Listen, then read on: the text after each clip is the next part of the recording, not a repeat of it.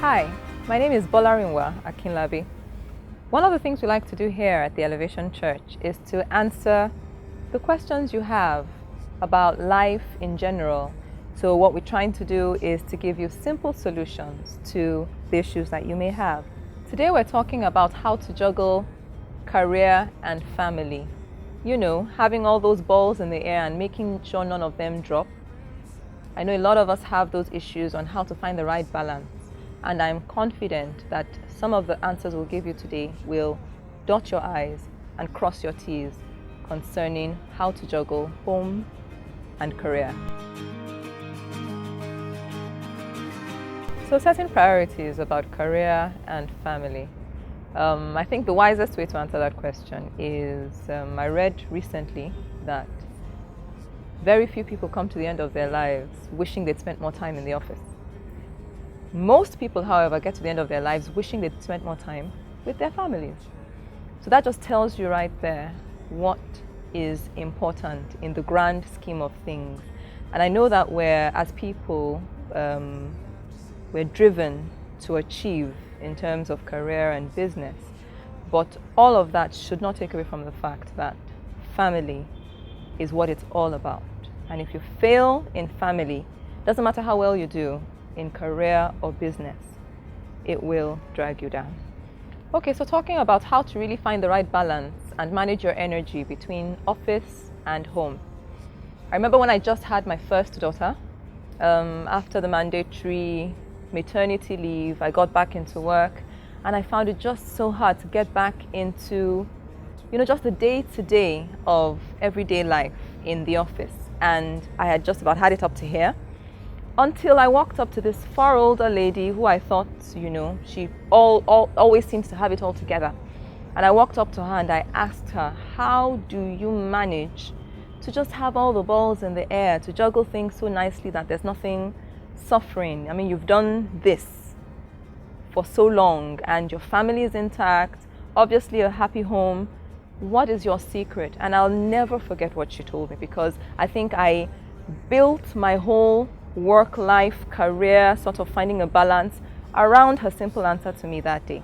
And what she said was, decide for yourself what only you can do as a wife or mother. And once you define and itemize those things, don't be unwilling to outsource the rest.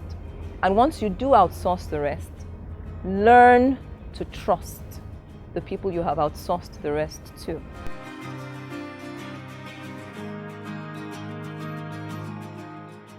Okay, say for example, you've done all the delegating you can do, you've done all the outsourcing you can do, but somehow your energy levels at the end of the day just don't leave you any time to be a good wife or mother. I had a friend, for example, who, suddenly realized that her daughter wouldn't call her mommy. She wouldn't see her from Monday to Friday because mommy was so busy. And on Saturdays, sometimes she had to be in the office. And try as she might, her daughter insisted on calling her auntie, because that's what she heard everyone else in the house calling her, auntie so-and-so. And for her, it was a clear telltale sign that she had to make some critical changes. So how do you recognize that you need to make a change? I already mentioned before, your energy levels at the end of the day just cannot meet up with all your demands. Your children, find out really if you're in touch with where they are, with how they're doing. If you're so completely divorced from what's going on in their lives, it's an indication to you that you really do need to rebalance things a little bit.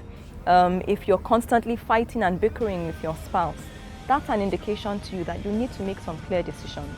The good thing is, because it's an enterprise, it's a partnership, husband and wife, you can sit together and talk about the implications of those changes. So for example, if you need to change jobs or change industry or leave paid employment altogether and begin to run a business, you sit together and you put those plans on paper and actually talk through the implications of those changes, bearing in mind that this is the reason why we're making these changes and this is the ultimate goal that we had in mind. just to breathe. Okay, so how do you get ahead as a wife and a mother in business or in your career? The one thing you cannot afford to do is to assume that anyone owes you any favors because you're a wife and a mother. So you get into work and your excuse for doing a sloppy job is, oh, I'm a wife and I'm a mother. That will not fly. Many bosses in the office will actually cut you some slack when they see you putting in everything that is required to make sure that your work is done on time and that it is done well. So before you begin to ask for favors, determine within yourself and make up your mind that you are going to do the best job possible of everyone and anyone there. And on those days when the demands of being a wife and mother somehow come in to your busy schedule as a career woman, they're more likely to cut you some slack because they understand your work ethic and they've seen you work. I hope this has been really helpful for you.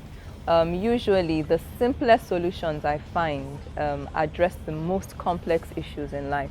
So don't be afraid to try them out. But if you have any other inquiries or feedback or questions for us, either drop your comments here, subscribe to our channel, or send us an email at info@elevationng.org, and we'll be more than happy to take your questions. Thank you.